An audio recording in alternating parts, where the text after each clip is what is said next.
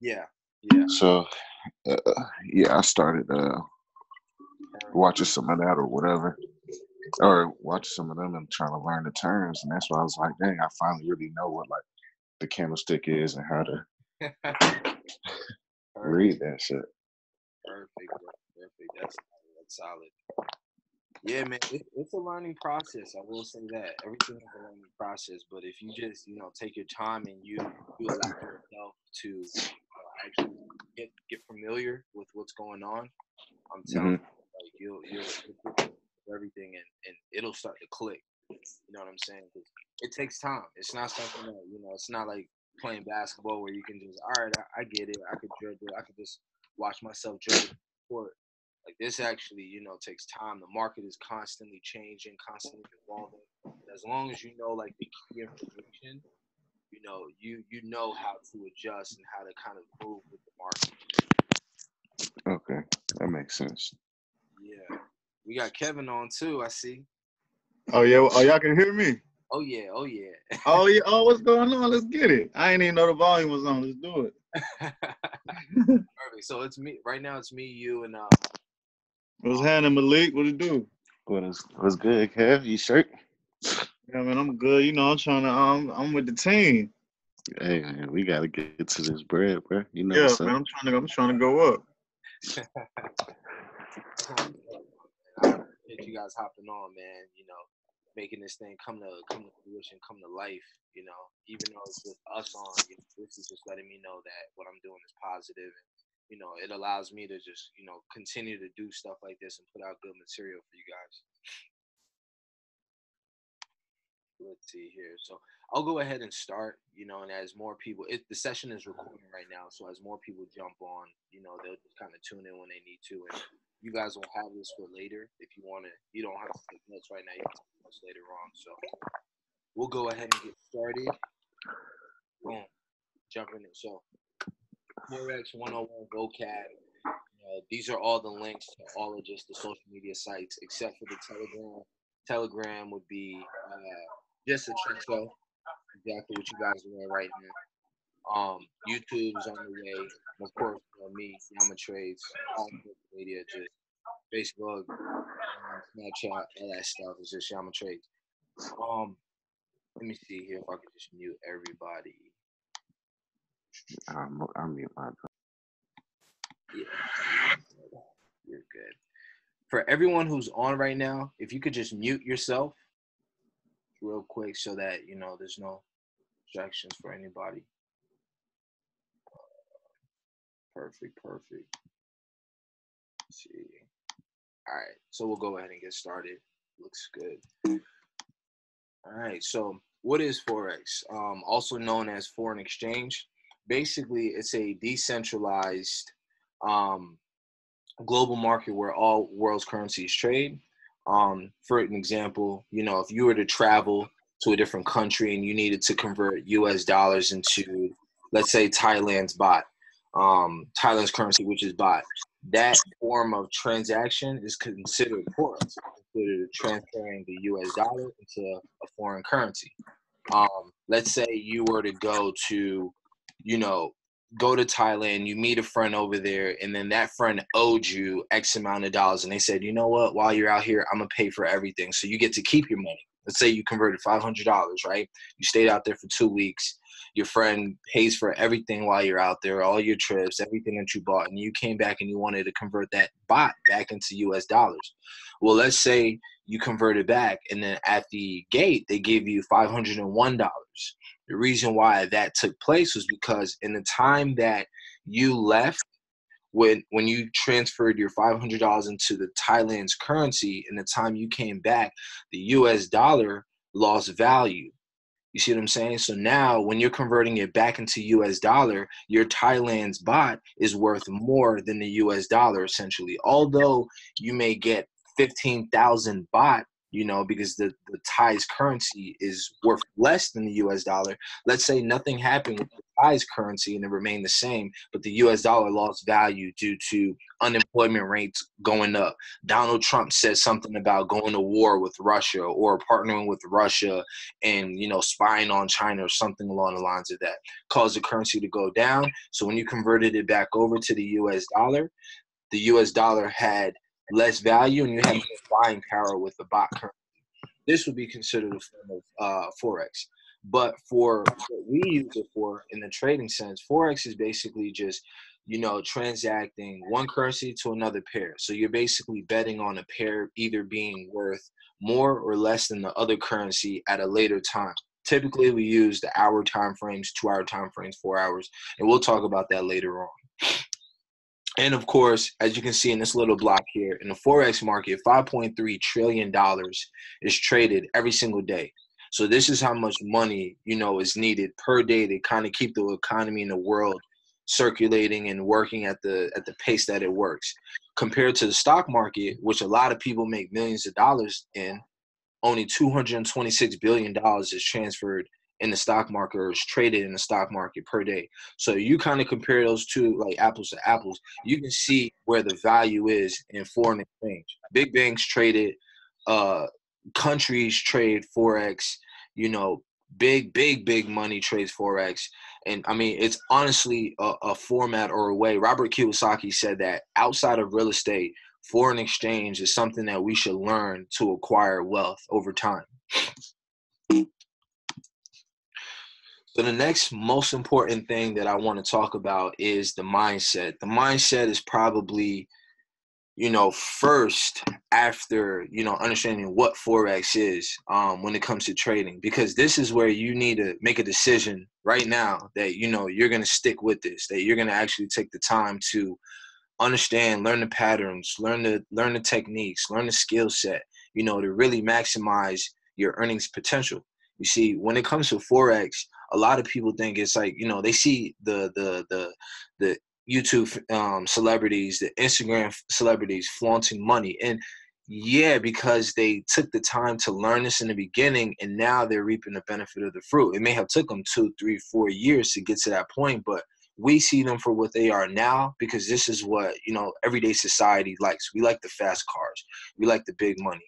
We like to be able to travel and go places. And when you can see someone who's doing that, and you figure out what they do, you think, damn, this person is making money off of Forex. I could do the same thing. But in actuality, it's not that simple. It takes patience. It takes persistence. It takes dedication.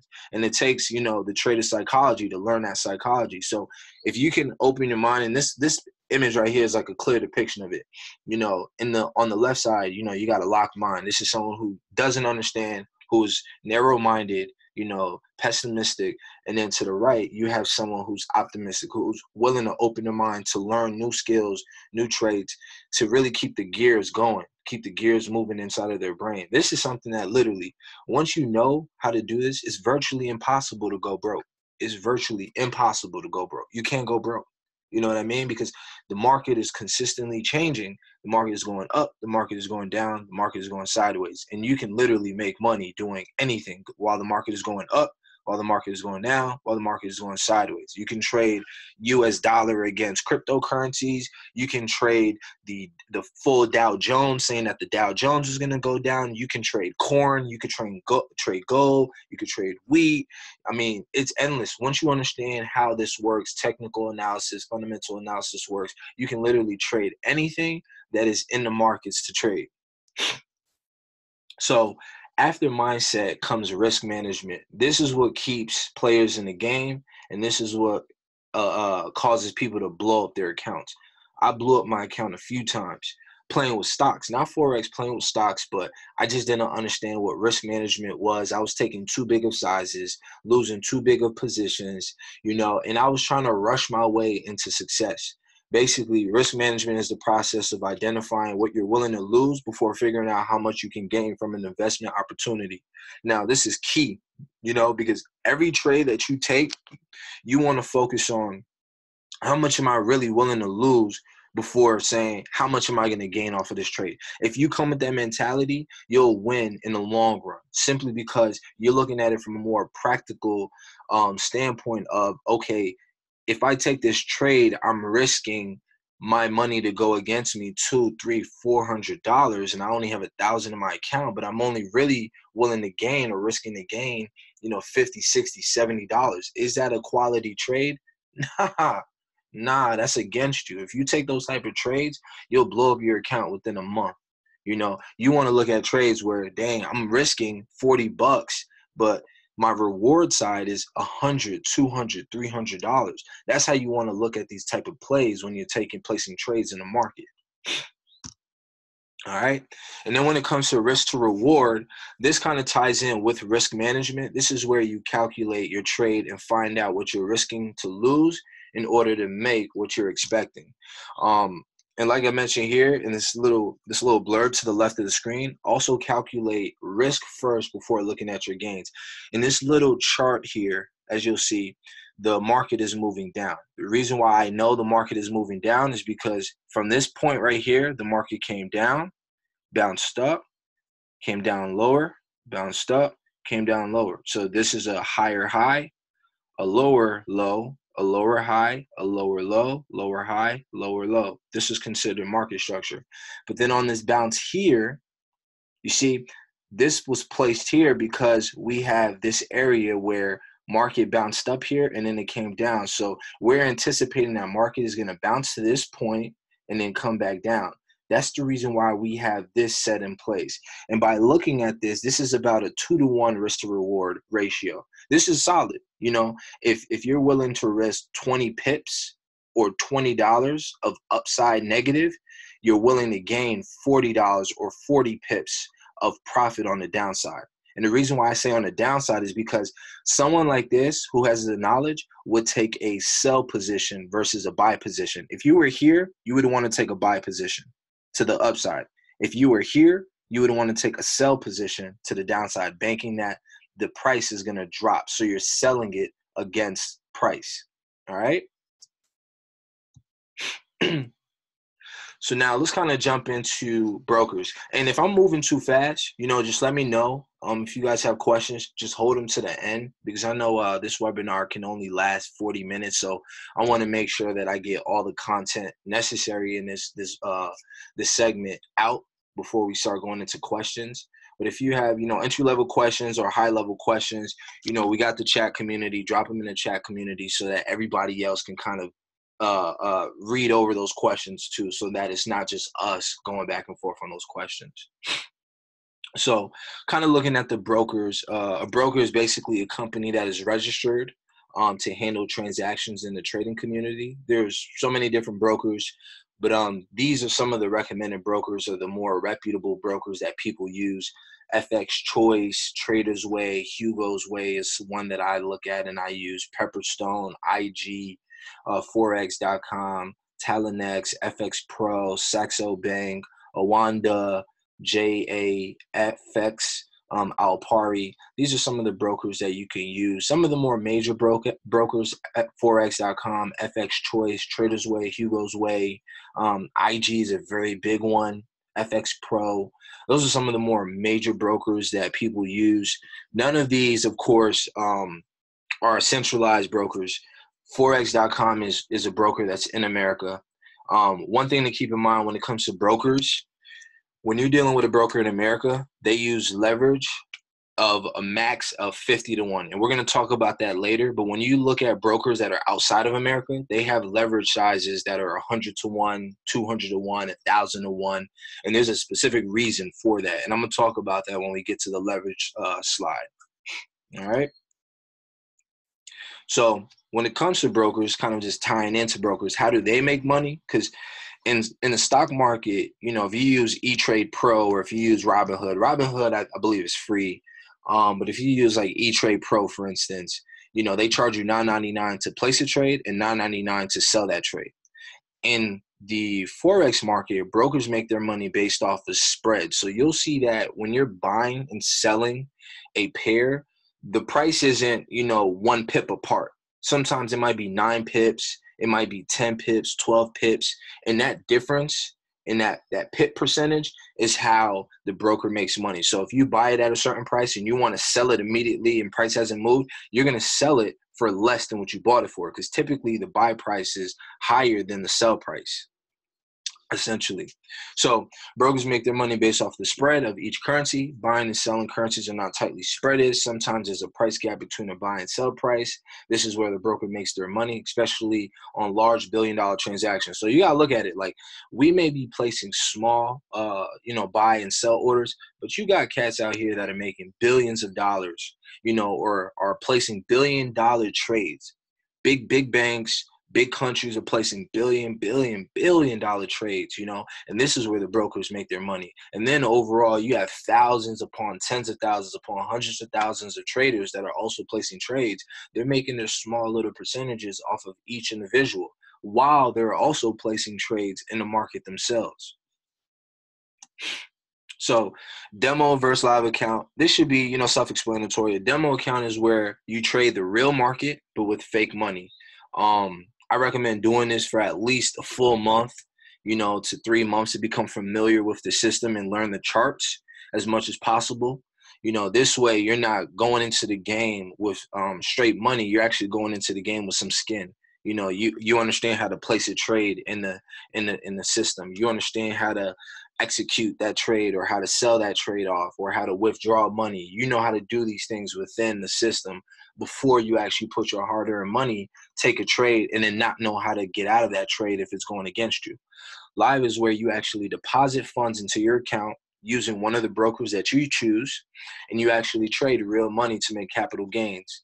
One of my buddies, Malik, he asked me, a great question about taxes. And for all you guys to know, in our country, they tax you 60%, or on the 60% of capital gains that you make, you're taxed up to 35%. So whatever tax bracket you're in based off of your job is what you're going to get taxed on 60%. The other 40% is only taxed 15%. So if you make $1 million, they're going to charge you up to 35% of your tax bracket, whatever tax bracket you're in. They're going to charge you 35% on that 600 grand, and then the 400 grand, they're only going to charge you 15%. It's a boatload of money that they're taxing you, but I mean, we can't get past IRS, or we can't get past the government. They do what they do. So now let's start to dive into the action. So what is a pip? A pip is short for point in percentage. And it is a very small measure of change in the currency pair in the Forex market. It's usually, the 4th decimal place over for USD related pairs and 2 decimal places over for Japanese yen related pairs. So as you can see this little image here, the purple 5 would be considered 5 pips. So if you're looking at Euro USD, this would be 5 pip moves. So if this was at 0 and it went up to 5, that's 5 pip moves. This here, the 3rd decimal place over, will be 10 pip moves. So this 7 means 70 pips. So if this was 00 and you saw it printed 70, that would be a 70 pip move. Some individuals would eat off of 70 pips, And then moving 2 decimal places over, this will be 100 pip move. So if this was 00, if it was 50 with 000 and it went up to 8, you're looking at 800 pips. Now, 800 pip moves, you wouldn't necessarily see that in one day. You would see something like that in like a week or a month. If you knew the trend was going in a direction, you took a trade and you took a big trade, I mean, you could literally ride the wave, with a bigger lot size and make $8,000, $80,000 off of this 800 pip move within 1 month, And then 1 decimal place over will be 1,000 pip moves. So if this was 1,0,0,0,0 and it went up to 5, that's 5,000 pips that you would have gained there. So if same situation, that can equate to $500, that can equate to $5,000, that could equate to $50,000, or that can even equate to $500,000. Just based on the lot size. Now, the 1 decimal place, you don't want to necessarily worry about that, but this is basically if price were to go from $1 to $2, you wouldn't necessarily see that within a year's time frame. That's over time. You'll see big moves like that. Now, looking at the Japanese pairs, you're looking at the 2nd decimal place over, which is basically 1 cent. So for every 1 cent move would be considered a pip. So if this moved from 71 to 81, that's 10 pips. 81 to 91, that's 20 pips. Or if that moved up to 105, from 105 to 106, that would be 100 pips moves that took place right here. All right. And inside of the chat, you guys should have the breakdown of the pip moves. So just use that to kind of gauge your moves, and, you know, using your demo account, that'll help out greatly. Let's see what we got here. So what is a spread? So the spread is the difference between the bid, which is a buy, and the ask, which is a sell. It represents the broker's cost, or in other words, their commission. They use the 4th decimal place or the 2nd decimal place to calculate their pip spread. So as you can see here, you have the bid 101.15, the ask 101.20. This is a 5 pip spread. No matter what the circumstances are, this will never be 101.15, 101.15. It'll always have a difference in the spread. I recommend doing your research first and looking at which brokers have tight spreads, so that you don't end up losing too much money, you know, when it comes time to actually trade, if a trade goes against you. The tighter the spreads are, you know, the less you lose when it comes to trading, if a trade were to go against you. So lot sizes. The number of currency units you will buy or sell. Each broker offers leverage, which allows you to place bigger trades using larger lot sizes. So we're going to talk about leverage in a bit, but just know that when you invest $1,000 into an account, your broker will match your $1,000 based on that leverage size. So if it's 50 to 1, for every dollar you have, they'll match you $50. They'll give you $50 extra to trade with, essentially. So if you had $1,000 account and your leverage was 50 to 1, you would have $50,000 to trade with. With that being said, you wouldn't be able to execute a standard lot trade because you only have 50K to trade with. So you can execute anything mini or below. So you can execute 50,000 mini lots or 50,000 lots, number of units, and that would basically equate to $5 per pip. So for every 1 pip, you would make $5. But keep in mind, for every 1 pip that moves against you, you're losing $5.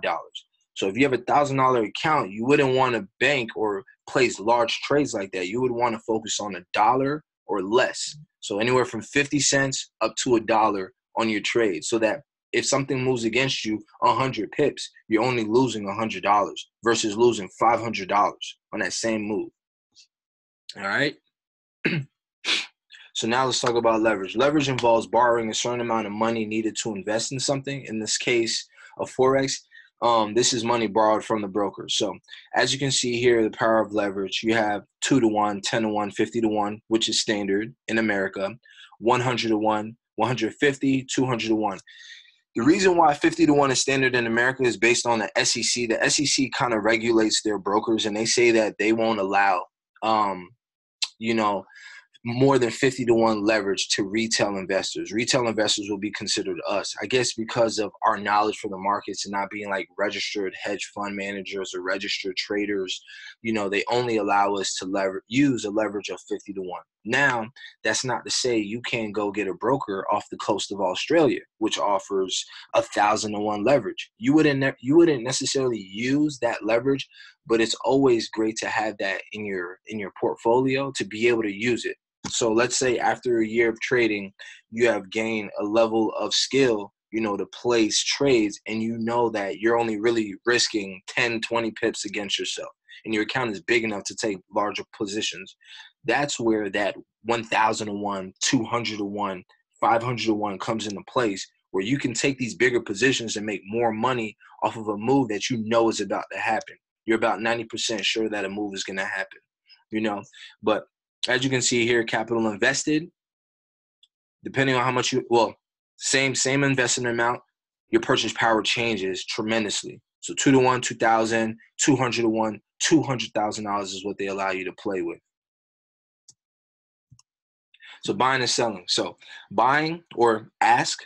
Buying is the act of purchasing a specific currency pair, believing that the price will move upwards. Bid is the act of selling a currency pair and taking a sell position against the currency, believing the price is going to go down. So you can make money both ways. So as you can see from this little diagram right here, you would want to buy in a low point. You wouldn't want to buy somewhere down here, And then you would want to sell it once you start to see the market changing direction. Same thing. You want to buy down here. You want to sell it once you start to see the market changing direction. But this is, looking at this is looking like sideways price action. This is a little bit more advanced. You want to focus early on chart movements where the market is moving up or the market is moving down, not sideways. Because sideways, price can move in very irrational manners where you can't necessarily kind of gauge how the price is moving. But once you start to gain, you know, a level of skill, you can start trading these sideways price actions. But I really highly focus, I want you guys to focus on following trends. So like upward trends or downward trends. So bid and ask. So bid is considered what people are willing to sell the currency pair at the moment. Ask is what people are willing to buy the currency pair at that given point in time. So as you can see here, bid means sell, ask means buy. And that's all you got to think about. Like if you were to go to a grocery store, you would ask to buy a Snickers. Bid is if you have something and you're willing to take bids against two different people, that's what you're willing to sell your item for to somebody else. So technical and fundamental analysis. This is something that you guys need to focus heavily on.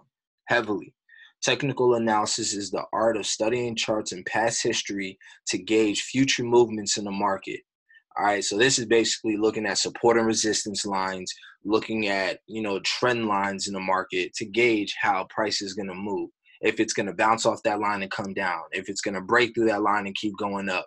That's technical analysis. Fundamental analysis is a little bit more skillful, where you're looking at news, press releases to understand how the market is going to move after the release of that information. I know Donald Trump is I got my own words for him, but we all know Donald Trump is a character when it comes to being a president. But a lot of people are making a boatload of money because of the stuff he says. He says stuff about countries, whether it's dealing with exports, whether it's dealing with imports, that causes our currency to go up, causes our currency to go down, causes other currencies to go up and down. I don't know if he does it for his own, demise, if he has his own intent, but when he says stuff that, shakes the news, you need to really be paying attention to the way price is moving based off of that information that he's dropping, because he'll say stuff and price will move 50, 60, 100 pips in a direction just off of what he says, because he's our president, and there's websites like forexfactory.com that shows you all the press releases, all the news that's about to come out for that week that will help you, kind of better understand, all right, these are the currencies I'm going to focus on Tuesday, because like severe news is coming out on Tuesday on this currency.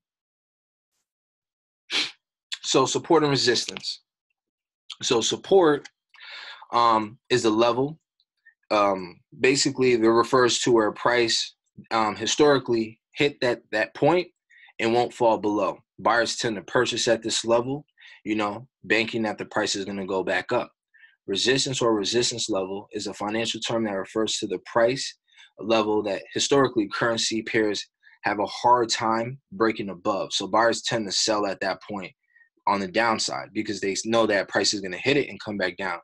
Forex traders look to buy at or near areas of significant levels of potential support in an uptrend, and Forex traders look to sell at or near areas of significant levels of potential resistance in a downtrend. So looking at this little diagram here, this is considered an uptrend. Why do I know this? Because price went up, came down, didn't make a low. So it came up, made a higher high, higher low, higher high, higher low, higher high, higher low, higher high. So we're banking that price is going to keep on that pattern. Now, because we know that, we want to buy in this. We don't want to sell in this. So we want to wait for price to hit this resistance, turn around, come down, and we want to look for some type of pattern here to take a position to the upside. So you can literally ride this wave 1, 2, 3, 4 times. This could be an hourly chart. This is a 4-hour chart. So this is probably maybe a week and a half, 2 weeks worth of data that you could have just took a position here, took a position here, took another one here, took another one here, and made money all the way through 2 weeks worth of time frame. Or you could have took one position right here and just held it until market changed this direction. and then sold your position. So you could have played it either way. So now let's talk about key levels of support and resistance. Key levels are areas of support and resistance that acted as both. This is where price couldn't break below but ended up doing so, and then that same area became resistance, where price would not break above it for a long period of time. These areas, when you find these areas in the market, you want to mark them and keep them on your charts for as long as you trade, because these are key areas, key areas. If price gets to those areas, price typically moves in those areas, and it does something very specific in those areas. As you can see in this diagram, price hit it, came down. Price hit it, came down. That was resistance. Then what happened here? Price broke above it. Different. Now what happens? Price came down because it hit it twice. Price came down. Boom. Now it became support. Price came up. Hit it again. Boom. Price is support. So this area right here is key. So the next time price comes to this area, you want to watch to see what happens to the chart. Typically, you want to wait for price to break above it or below it and then retouch it. You never want to just buy in at that initial break. So as you can see here, you wouldn't buy here. You wouldn't buy here. You would watch it once this break happens. You would buy here because price has broke, touched it, didn't dip below it, and then went up. That's how you want to trade something like that. All right. And the same thing on the bottom side. Price hit it, came up, hit it, came up. If price came down, hit it, and broke below it, you wouldn't want to wait till price came back, touched it, and then took a sell position. So what is market structure? And we have, this webinar is going to last 40 minutes, and it seems like we have 8 minutes. So I'm going to get through as many slides as I can. We have about, let's say, 7 slides. So I don't want to rush, but I'm going to try to get through as many of these slides with you guys today. And if we have to continue this webinar on another day, we'll definitely do so. But just looking at market structure. So what is market structure? Market structure is identifying the trend of the market. It is if the market is going up, creating higher lows and higher highs. Is the market going down, creating lower lows and lower highs? So as you can see here, we got a higher high, higher low, higher high, higher low, higher high, higher low, higher high. So we have this market structure going on here. This is an uptrend. Then what happens? Creates a higher low, but then it makes the same high. So you want to watch at this area because this is considered a double top because price hit it, came down, hit it again, came back down. If it hit it again, that would be considered a triple top, and that area would be very, very, very key. But guess what happened after it hit that level? It created a lower low. So it no longer followed this structure. It created something new. So now at this point, now you want to be short bias. You want to be selling the pair versus buying the pair, which you would have been doing here. All right. So what are market trends? Market trends are considered uptrends, downtrends, and consolidation. This blue line, that's an uptrend. This red line, that's a downtrend. These parallel black lines, consolidation. Blue lines, uptrends. Red lines, downtrends. So market moves in waves. Market doesn't move sideways. It doesn't just shoot straight up or shoot straight down. It moves literally in waves. So if you can catch the wave or if you can spot the wave early, you can make a boatload of money on the way up as the market moves up, or a boatload of money as the market moves down. All right. So an uptrend is where the price is forming higher highs and higher lows. Price is moving upwards. As you can see in this diagram, price is moving up, makes a little corrective move down, price moves back up, corrective move down, price moves up, corrective move down, price moves up. As you can see here, this is the clean cut, image of how price moves. So it's just up, down, up, down, up, down, but it moves in an upward motion. A downtrend is where the price is forming lower highs and lower lows. The price is basically moving downward. So a clear trend, down, a lower low, lower high, lower low, lower high, lower low, lower high, lower low. Price is just continuously moving down. And as you can see here in this area, price is just clearly moving down. When you're looking at this here and you're looking for a change in direction, you want to see price break that trend. So as you can see, prices, it's respecting that line. Why? Because it's a downtrend. The moment price breaks out of that line, it no longer respects that line, and we can see a change in direction. This could be the first indication of consolidation, so sideways movement, or, you know, an uptrend to the upside. So we want to pay close attention to that type of movement. And then consolidation is where price is moving sideways. There is no clear direction of the market at this point. It's just literally sideways price action. It could be choppy, big choppiness, or it could be very, very small movements. As you can see in this blue area, price is just sideways. There's no higher highs, higher lows. It's just sideways. Same thing here. Sideways price action before breaking out to the upside. When you got up here, sideways price action before breaking down to the downside. Sideways price action. It'll probably break back up to the upside. And this has, you know, a name. So you have like the accumulation phase, the uptrend, the distribution phase, and then the downtrend. It moves in 4 stages continuously. The market is always moving in these 4 stages. So looking at candlesticks, you know, candlesticks and Forex displays market data within a specific time frame that helps traders enter and exit trades. The market data candlestick presents is an open of price, the highest point of price, the lowest point of price, and the close of price. So green candles represent price going up. Red candles represent price going down. And the way you can tell, or the way that this is color-coded, is price opens down here, and then it closes somewhere above it. Price opens up here and closes somewhere below it.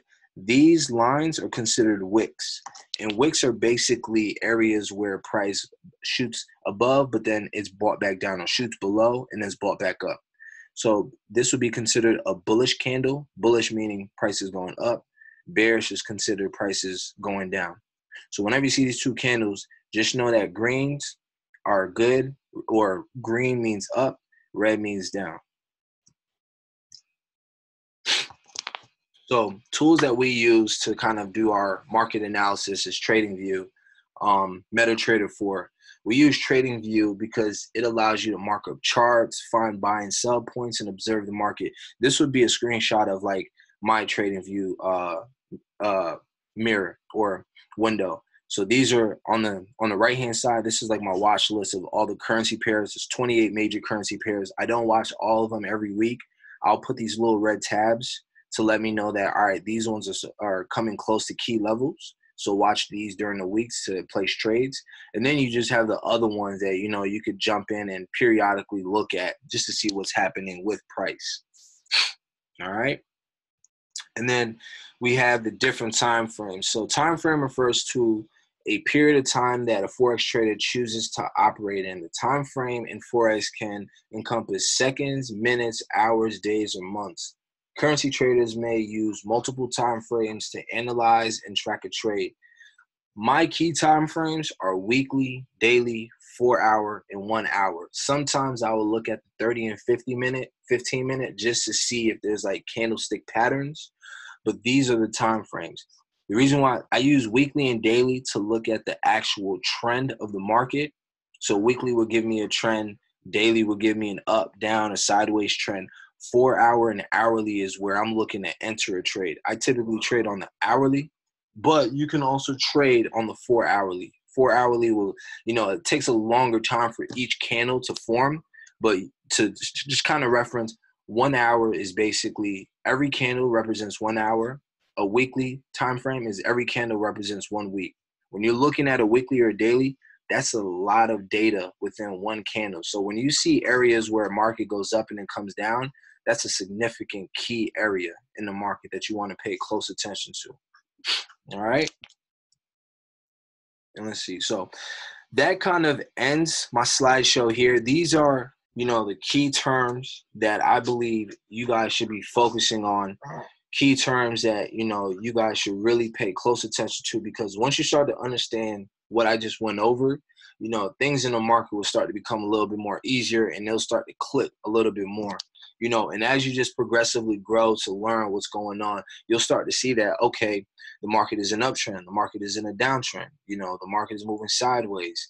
You know, I'm going to look at the daily time frame just to see what the overall market is doing. I'm going to look at the hourly time frame to see if there's a chart pattern that I can recognize, you know, near this key level. You know, what are key levels? Oh, I'm about to mark up my chart and find all the key levels, the support and resistance levels. You know, this helps you in the long run. Learning these, you know, these concepts and these words, these terms, and actually understanding what they mean outside of just memorizing them, you know, it'll help you in the long run, and you'll learn a lot more. And, you know, trading will come so much more easier to you. This game really isn't that hard. Once you understand these terms and you start playing in the market long enough, it's just time. All it is time. If you can give yourself time, you'll learn this. I'm telling you, you'll learn. It's not rocket science. You know, I have no education in economics. You know, I used to be in like $8,000 worth of debt, you know. Like, this stuff will change all of that. I don't care what situation you're in.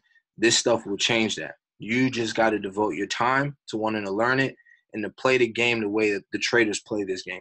My slogan, my motto for Trexo, you know, the trading community I'm in, is trade the trader's way. Learn how a trader thinks, learn how the traders trade, and do it the exact same way in the market. And I promise you, you all will make money. You all will make money.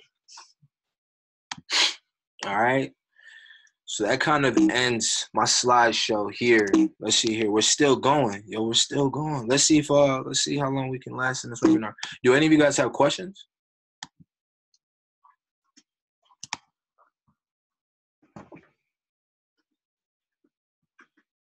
Any questions? Let's see. Hey, hold up. Go to the I'm trying to see what slides you was on. Which one? The support and no, not that.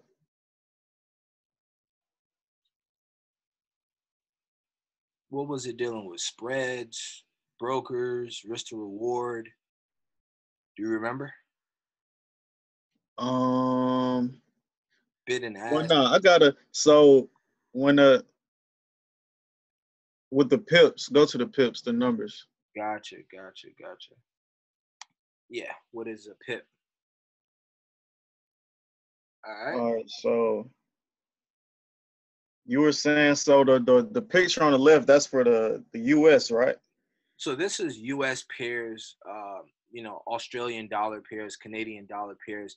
The only pairs that are 2 decimal places over are any pairs that have Japanese yen involved, because Japanese yen is, you know, compared to other currencies, is worth a little bit of money, or it's not really valued as high as other pairs. It takes a lot of Japanese yen to equal $1. So pretty much, the U.S. dollar compared to the Japanese yen, if the U.S. dollar was at, let's say for instance, if the U.S. dollar went for $1, it takes 105 Japanese yen to equal $1. That's what this means right here.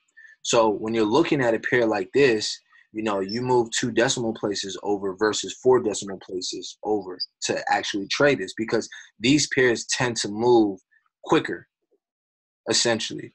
And because they're worth so much more, you know, they value this at 2 decimal places versus 4 decimal places. When you have, you know, currency pairs like this, where, you know, it's dollar for dollar, like euro versus the USD, you won't see large price movements where it's moving from $1 to $2, simply because, you know, they're both at $1. They're pretty much valued at $1.13. The euro may be worth a little bit more than the US dollar. The Canadian dollar might be worth a little bit less than the US dollar, but they typically sit around the same price range. So that's the reason why you have 4 decimal places when it comes to all the other pairs versus the Japanese yen.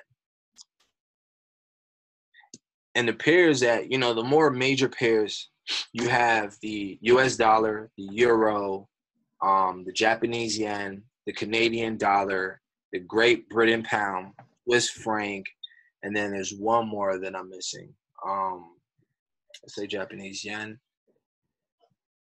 The Australian dollar is the seventh one.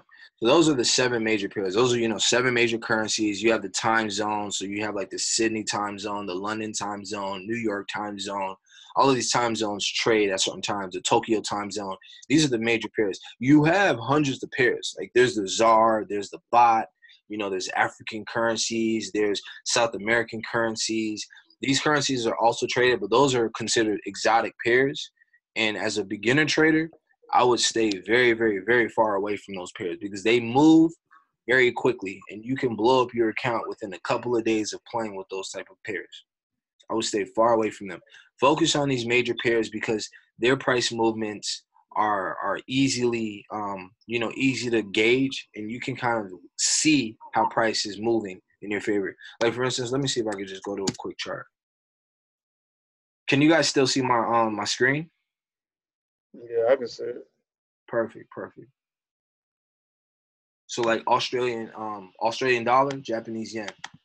This is what I'm looking at right here. Let me see if I can click on this.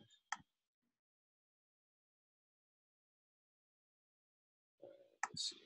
Bingo. All right, so this meeting's still going. Perfect. So just looking at this. So pretty much, as you can see here, I marked up the chart about an hour ago, right? Because I saw this market structure. Price made a higher high, which is HH, made a higher low, HL, made a higher high, which is HH. Yeah, so it's on the uptrend. Yep. So price broke the market structure right here at this line right here. This green line, this is here. Let me change the color of this. Make it bright. So that yellow line right there is my trend. Mm-hmm. Price following that trend. What happened here? Price broke that trend. What happened here? Price retested that trend. So what happened following that? It couldn't break back above it and keep the trend going. Price came down. Price made a lower low, made a lower high because this was the highest high, a lower high. Price is now falling. I took this trade. Let me see what I'm at right now. So right now I'm up $90 and I took this trade an hour ago. So in the past hour I made $90. I'm gonna go to sleep and I could guarantee you I'm probably gonna make close to $400 to $500 on this trade. It might come down to this moving average right here, or it might even dip lower down to here. Why? Because if you look in past history, price made a double bottom right here. Price touched it, came up, touched it again before zipping up. Once price breaks out of this market structure right here, you see this? If price goes lower than this, which it already is, there's no other areas in the near past that is stopping price except for about right here because price made a high right there. So you have that area. And guess what's at that area? This moving average that I just mentioned. I didn't even have to look at this. I looked at this moving average and knew that price would eventually either stop here or it'll come down here. So what I'm going to do is I'm probably going to close one of my positions right here just to take profits. And then I'm going to let the rest of my trades fall down here and then close my positions right here. And in this miss, like I said, this is probably like $500 worth of movements, that's going to be made overnight. In the next few hours while I'm asleep, dreaming about whatever I'm dreaming about, that's going to be made, off of that movement. So once you know this, like once you get this market structure, boom, boom, boom, boom, tap, now it's dropping. You good. Like I saw this on Friday, and I think I was telling people in the chat room, like, yo, watch the Australian dollar, Japanese yen. Like it's the market structure is breaking. It stopped here on Friday. This is what happened today. Right now, yes, it's Sunday, but right now in Australia, it's Monday. It ain't Sunday in Australia. It's Monday. You know what I mean? So yeah, the market is open for them. So they're trading right now. And you know what's going to happen? You're going to have people in the London session that are going to wake up, that are going to see this, and they're going to say, yo, the market is downtrending. I'm about to take a trade. We switch the time frames. We go to the 4 hour just to see what's happening in the 4 hour. Market is dipping. We keep switching the time frames. Let's go up to the daily, see the overall direction of the market. Oh, guess what? Market has been consolidating right here in this area. It's been moving sideways. Why did I take the trade?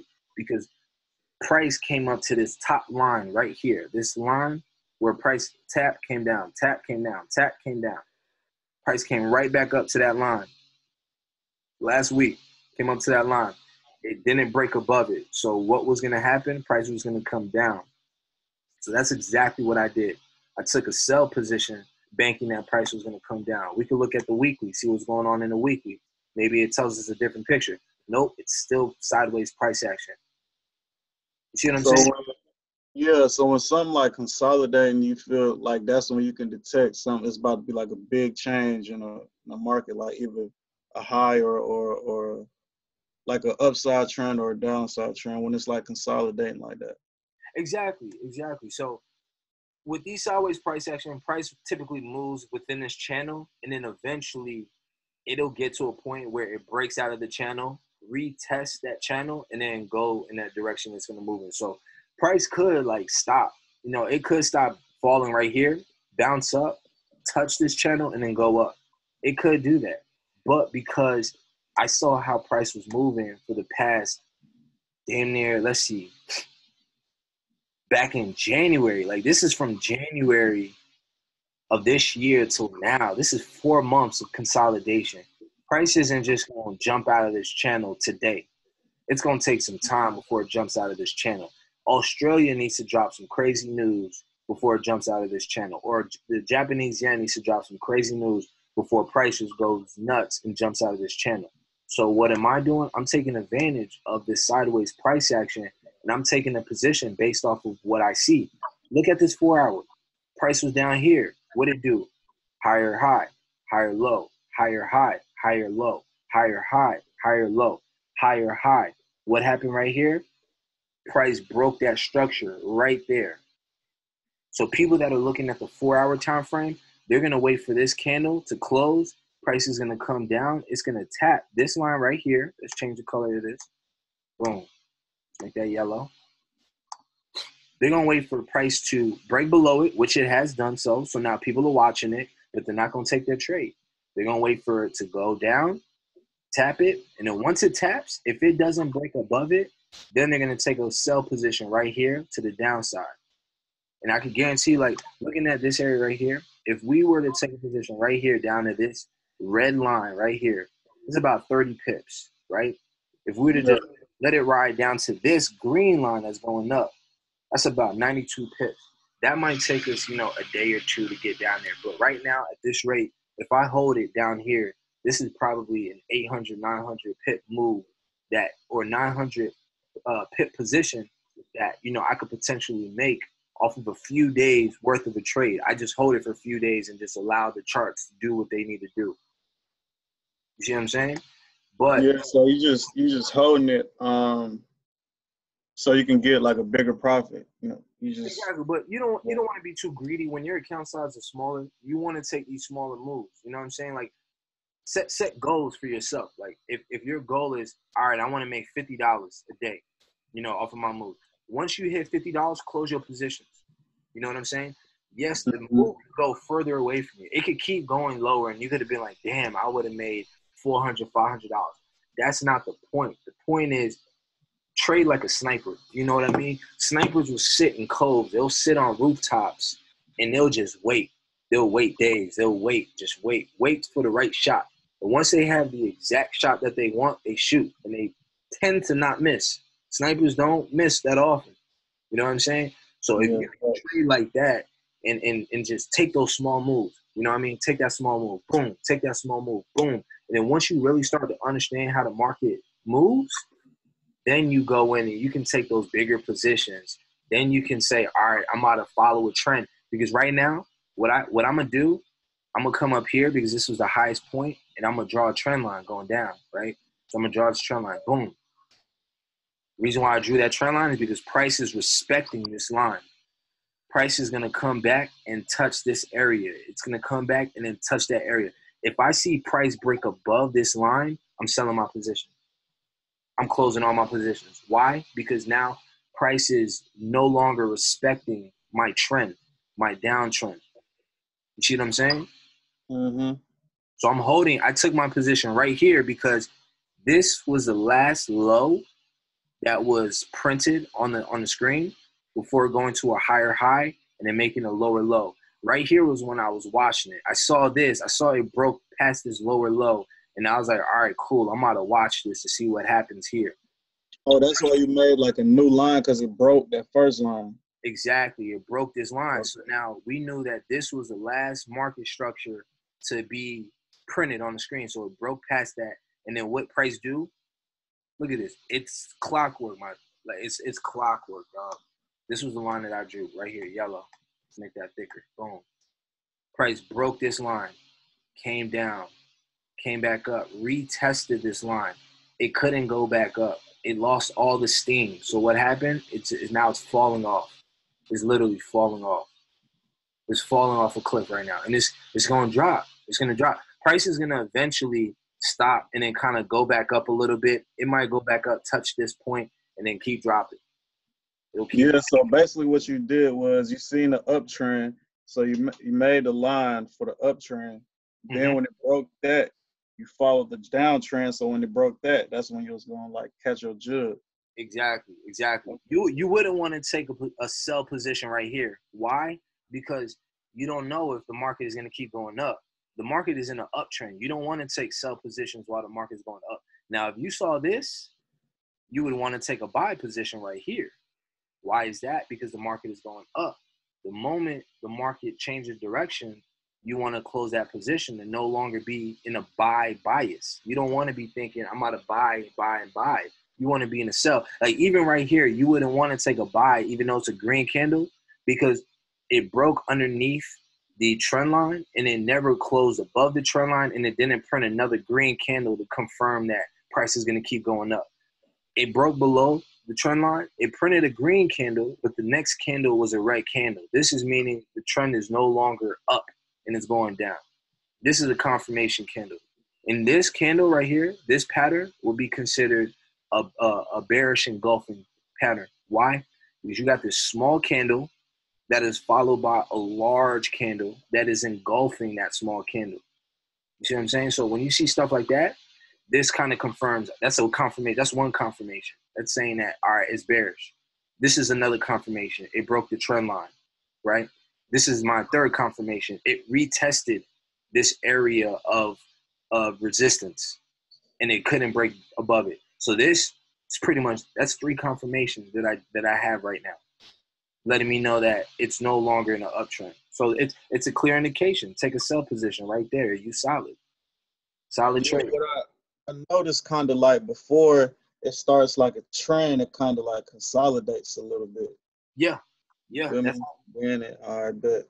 So that's they call that supply and demand zone. So like with big banks, what they typically do is they'll because price is not moving because of people like me. This price movement is not because of me. This is because a bank came in and bought a lot of this, billions of dollars worth of this. We just as novice traders, as retail traders, we just understand these patterns, right? And we understand these zones, and we just jump in the trades, and we ride the trade with the big banks. That's all it is. Right now, I'm riding the trade with a big bank. I could be riding the trade with Goldman Sachs right now, and I have no clue.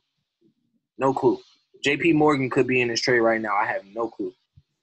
It's not the point of knowing who's in the trade with you. It's just understanding how they thinking right now. They're thinking the same way I'm thinking. A smart investor who works for these big banks that is working with billions of dollars is not going to take a buy position right here on some, I'm just going to take this trade because what I think is right and I'm going to move the market. Nah, they're going to move with the market, take as much profit as they can. And then once they hit another key area, which could be this area right here or this area right here, that's when they'll change the direction and then make it go up or make it go sideways and just buy some more. The reason why you see stuff like this is because big banks they're accumulating size before the uptrend. They're selling off position or accumulating size before the downtrend. That's what that is. When you see consolidation, it's not because price has nowhere to go. It's because banks are just accumulating their size before the actual movement takes place.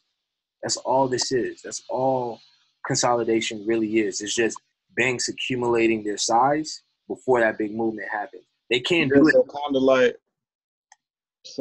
like, basically what you're saying is like when it consolidates, it's kind of like it could be like a loan is pending or something like that, or you know what I'm saying? That's what you're saying by that? Well, like a bank from a bank, like a bank taking a loan. Well, so they're not necessarily taking a loan because banks have the money. At the end of the day, they have the big bills. So what they're doing is they're basically accumulating position. So like, let's say that they're willing to take a trade and put $1 billion on that trade, right? Which is a everyday trade.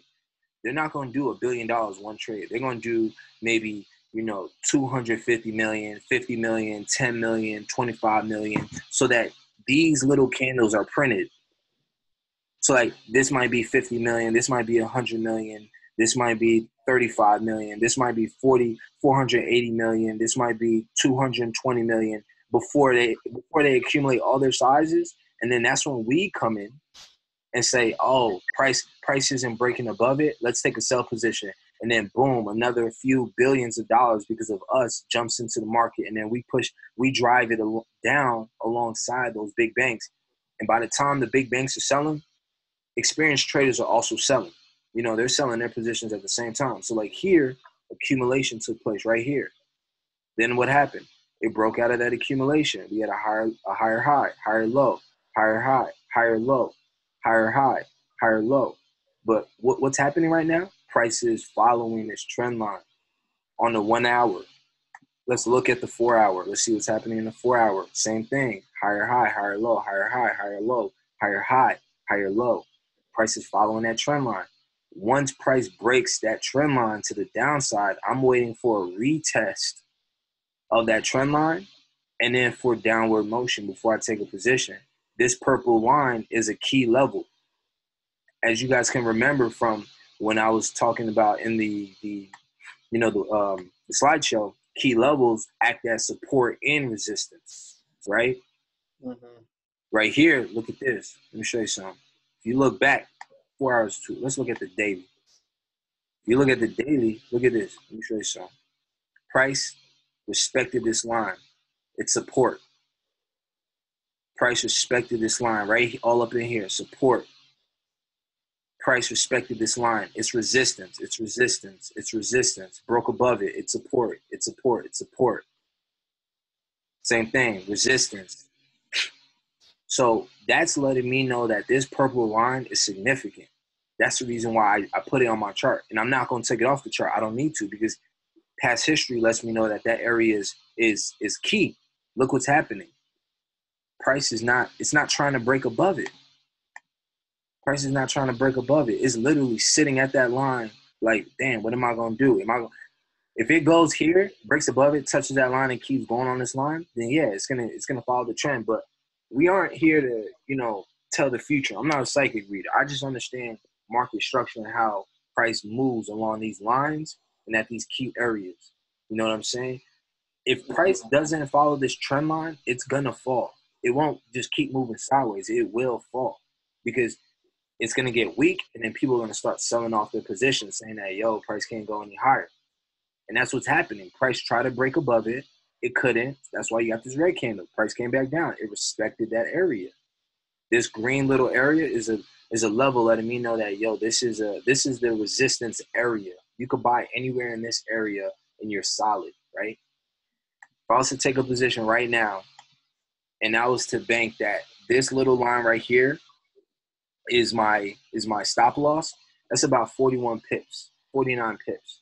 So if I took $1 per pip, I'm risking to lose $49, right? But if the price runs in my favor and I come down here at this area, I'm looking to gain 97 pips, 98 pips, 99 pips, whatever the case may be. That's a solid trade. That's a solid trade because that's right there. That's about a 1 or 2 risk reward ratio. So I'm risking, 50 pips to gain 100 pips. You know what I'm saying? So with trades like that, I could lose 6 trades and I would still be profitable. Why? Because those 4 trades are worth double than my losing trades, essentially. And sometimes I'm going to have trades that run even further. So I'll gain even more off of those trades. I know cats that are 33% right. Their win ratio is 33%, and they're profitable. So they lose on trades 66% of the time, 67% of the time, and they only win 33%. But because their risk to reward ratio is like a 1-to-4, those 33% of trades that they place are always going to make them profitable. They will never break even. They're always going to be profitable. They will always be profitable. And that's the luxury of trading. It's like you can, like, when you take an L in real life, you got to bounce back from that. But you can take an L in Forex and know that, damn, that's a minor L. This next trade is going to wipe out that loss, and I'm going to gain so much more. You know what I mean? Yeah, facts. Yeah, exactly, man. Exactly. Well, I appreciate the questions, Kevin. Like, another chart, just real quick. Consolidation, it broke out of the consolidation. What it do? Price come up. Now it's going to retap this area. And then what's going to happen? Either price is going to come back into this area or it's going to go up.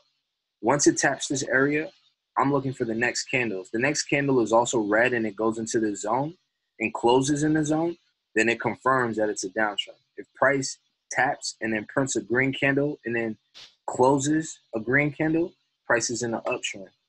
Look at the 1 hour to see what's happening. Oh, I see something. Boom. Peak. Oh, that uptrend, yeah. See that? But it already broke it though. It broke, retested. But this is a zone. So this is a key area. So we need to focus and pay attention to this area right here. So once price gets down here, we're going to see what's going to happen. Is price going to come into this area and then drop down to this weekly support area? Or is price going to come down to this area, tap it, and then go up? So we'll just watch it. We don't got to place no trades. We don't got to predict. We don't got to anticipate any movements. I got that line drawn up. I can even draw another line, right? Just like that, and just leave it. Those lines aren't going to move. They're not going to leave that chart. They're going to stay there until I delete them, right? So I can come back to this pair because I have a red tab on it, knowing that something is going to happen soon. And I can just look at it and see what's happening, right? Let's look at Euro JPY. Price was approaching this area, but right now price is in between two key areas. I'm not touching it. I'm not playing with it. I'm just going to let it run its course and do whatever it needs to do. I'm going to wait for it to get up here, wait for it to get down here before I decide to make any type of trade. Let's look at another pair. This is a downward trend right now. But I'm not touching it. Why? Because price bottomed out at this point, and now it's going back up. I'm going to wait for it to hit this line right here. And if price hits this line and then starts going back down, then I'll look to take a sell position like the rest of these other sell positions. Like, if you were back here and you took this position, bro, in 4 days, that's 400 pips. $1 per pip, that's $400 you made in 4 days. $2 per pip, that's $800. $5 per pip, that's $2,000 you made in 4 days. Not having to work, not having to give your time for money. You literally are placing trades off your phone. It's capping off your phone. Another pair. It's really not at a key level, but guess what? Look at the market structure. Higher high, lower low, lower high, lower low, lower high. So what we do, we draw a trend line real quick. Boom. Right? Price is respecting that line. What would I do right here? I would wait for this candle to close. Based off of the next candle, however it closes, I'm taking a position. So if it closes red, I'm taking a sell position. I'm gonna watch it go down. You look at this area right here, from here to here. In 12 hours, this moved 121 pips. $1 per pip, that's $121. $2, that's 240. Solid move. Solid move. Let's look at another chart. Boom, another key one. Look at this.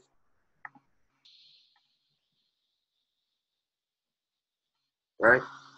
Higher high, lower low. Lower high, lower low. Lower high. Why did price stop at this area? Because this is a key level on the daily. That means price once tapped it, went back up, Price once tapped it, came back down. That's a key level. We look at the higher time frames. Let's look at the weekly. Weekly is letting us know that price is no longer in that market structure, because this was the original structure right here. Uptrend. Price broke it, retested it, shot down. It tried to go back up. It got denied. Now it's coming back down. So what are we doing? We're looking at downward moves. We're looking to take, down positions, a sell position. You see that down. So that purple thing, that's the key level right there. That's a key level. So I name all these. I look at them from higher time frames. So I'll look at the weekly, right?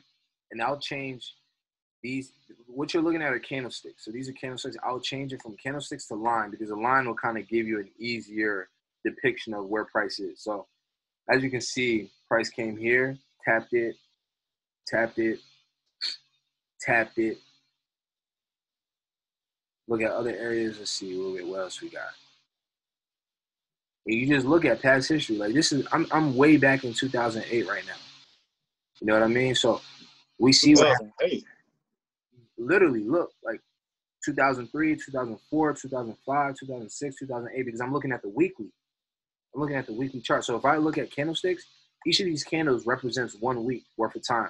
So when you see stuff like this, like 1, 2, 3, 4, 5, 6, 7, price was consolidating for 7 weeks straight. This is a lot of data, a lot of data. So when you see stuff like this, like price tap here, 1, 2, 3, 4, 1, 2, 3, 4, 1, 2. That's 10 weeks of price respecting this green line. 10 weeks. You know what I'm saying? That's 2.5 months of just price respecting this area. That's a key level. That's a key level. So if price comes to this level, price is going to react to that level. These areas right here, like this means nothing to me, because it's just not key. It's not key. Price respected it on the downside, and then respected it on the upside. Like as you can see, like price 1, 2, 3, 4, like 5 candles, 5 weeks, price respected this area. You know what I'm saying? Yeah, so when you making that key level, like what kind of timeline do you want to look at, like weekly or daily or what, when you make that key level? So you look, I have both. So I first look at my weekly. I go from big time frames to small time frames. So I look at weekly, look at the line, and then I'll just draw key levels based on the weekly. So I'll look at where price is, and then I'll look at resistance and support areas around price. I don't worry about up here, because price isn't going to shoot up here no time soon, or I don't worry down here because price won't just shoot down here anytime soon. I look at these areas, like right in this area, because price is right here. So you just kind of look at past. Look, price came down, tapped this line, went up, right? This is on the weekly. Price came up, couldn't break past that line, couldn't break past that line, couldn't break past that line. Came down, shot straight down, tapped that line, went back up. So seeing that, I know, okay, this is a key area, right? Boom. Then I look at it as a candle from the candlestick formation, just to make sure that that line is actually respecting the candlesticks, which it is. You see what I'm saying? So I got it. Boom. And I label it weekly, so that when I come back to this chart, I know that this candle, I was just double tap the line, change the color to something I like, give it some type of text, name it something, hit OK, and it stays on my chart. I never have to touch it. It'll literally stay there. Then I go down to the week. I will go down to the daily. Same thing. Look at the line charts. Now looking at the line charts, I'll do the same thing. Now you see a little bit more movement, right? I put this line here because price tapped here, tapped there, tapped. It kind of broke above it, but it stayed in this area. It wouldn't break below or above it right here, key level. You know what I'm saying? So I'm looking at this and I'm seeing a lot of data. Tapped, tapped, tapped. I'm seeing a lot of data. So I put that line there. That's my daily. Now look at the candlesticks. Does it respect that line? Boom. Candles. The candles are respecting that line very well. They're respecting it very well. So now I got that level. And then I'll do the same thing for that weekly at the top. Then once you have that, then you kind of look at, now you know where these key levels are. You just wait for price to get around those areas. Once price gets around those areas, that's when you look at the 4-hour or the 1 hour for entries, because you'll see more data from the candlesticks to let you know what's happening at these areas. Look at this. Price just literally would not break above that. Right now, I could take a position against this, saying that it's going to go down, and I can guarantee you that I'm going to make money when I wake up tomorrow, because price is just respecting this line. It's respecting the line. If I just sell at this point down here, that's 41 pips. You know, that could be equate to $41, $81, $120, $300, $400, depending on my size that I take. You know what I mean? But it's being able to just understand this and see this. You know what I'm saying? And let's jump back to the Australian dollar JPY. Look at that. Price is still dropping. That position where I was at when I first started talking about it, I was at about $90. Right now I'm at 123. And it's just moving. You know what I'm saying? And it's just going to keep moving in this downward motion. It won't stop until price no longer respects this trend line. And then it goes into upward motion. Or price hits a floor like this. Do you know what I'm saying? Yeah, I see. Yeah, man. Yeah. So like that's what I want to get you guys up to. Like, I want to get you guys up to speed to that point where you guys can see that stuff for yourselves, you know, and it's just easy for you guys to be able to, you know, kind of just gauge it. You know what I'm saying? Gauge it and see exactly, oh, damn, price just broke that trend line. All right, I'm about to take a sell position to the downside. Or, damn, price just broke the trend line from the downside. I'm about to take a buy position to the upside. Price is consolidating. I'm not touching it. So let's look at something else. You know, and just being able to just kind of look at these different charts and just gauge. Like another one, price is downtrending. It broke out of this little area right here. This was a consolidation area. It broke that consolidation area. How do I know this? This is a daily. So you see all this is consolidating since back in January. What happened right here? Look at the 4 hour. Price dipped below that, right? Close, try to come back up, couldn't close, came back down. Now it's going further. Let's look at the 1 hour. Look at this. Price came down, retested, now it's falling. What I would do, I would wait for price to get below this and take a position somewhere right here. Take a position somewhere right down here with a risk or my stop loss right up here at this line. So if price comes back up here, it's about 10 pips. 10 pips. So all I have to do is make 20 pips, and that's a 2-to-1 risk to reward ratio. That's straight profit. 31 pips, 3-to-1. 40 pips, 4-to-1. 50 pips, 5-to-1. It doesn't matter. It'll just drop until it's ready to turn back around. You can just draw your trend line. Like, you see it. You see it. Let's go from that right here. Kind of broke, didn't do it. So you got that trend line right there. Then you come here, you just draw another one. If that doesn't confirm what you're looking at, you just draw another one. Boom. You have multiple trend lines, and you just watch them. You see how price reacts in this area. If price breaks out of that trend line, then you know it's going back up. If price dips below and just continues to fall, then you take your sell position, because what price has broke market structure, and it's telling you something right now. It broke out of consolidation, and now it's following a downtrend. Let's look at another pair. I thought you wanted to buy when it's low. Nah. You see, that's how we think. You wanna buy when something is low and sell when something is high. But when it comes to this game, you gotta trade with trader psychology. You wanna sell while price is dropping, and you wanna buy when prices is going up. You don't want to go against this trend, because the thing is, let's say that you thought that right here was the lowest point because this was a low point and then price came up. You would have lost money. Why? Because the trend wasn't done. It never broke its trend. It never broke market structure. It's been dropping, touching, dropping, touching, dropping, respected, dropping. It's still dropping. The moment it breaks this line, that's when you want to start buying. But you don't want to. Oh, okay, because you know it's about to go up. Exactly, because it broke market structure of downward movement. Now it's starting to go up. Oh, okay. Bet. I get what you're saying. Same thing right here. This is one that I was watching last week, and I was telling folks in the chat room, I was like, yo, USD, JPY, watch this carefully. Watch this carefully. Prices touching a key area. I've been watching this thing go up, man. Look at this. Watching this thing go up. Look where it broke. Exactly on the dime at that key level. Look at this. Exactly at that purple line, at this trend line, it literally broke. What's going to happen now? Price is going to dip a little bit lower. It's going to retest, and it's going to fall. It's going to fall. Would I recommend taking a position right here? Nah, wait for confirmation. How do you wait for confirmation? Wait for a retest. If it doesn't retest, oh well. Keep it moving on to another trade. There's better trades. But we want to take trades that are damn near easy. Like we don't want to work for hard money. You want easy money. The easier the trade is, the better. The easier the money is.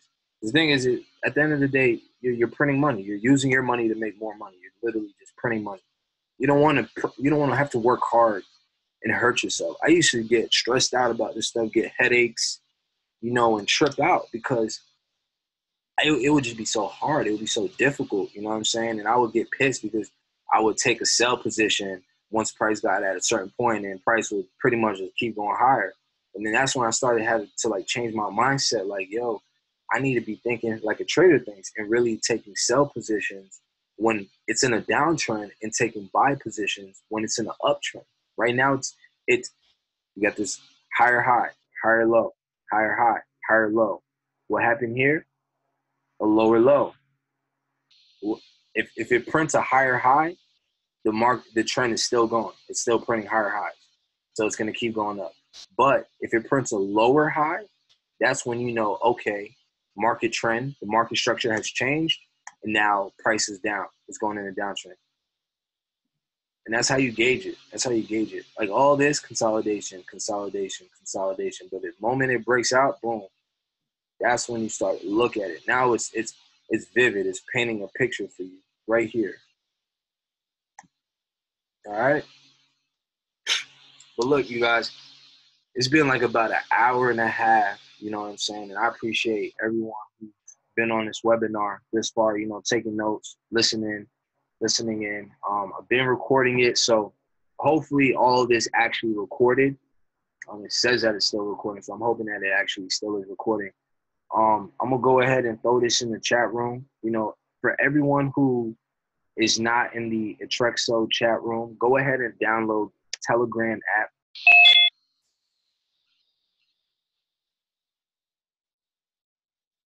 Yo, is everyone still here?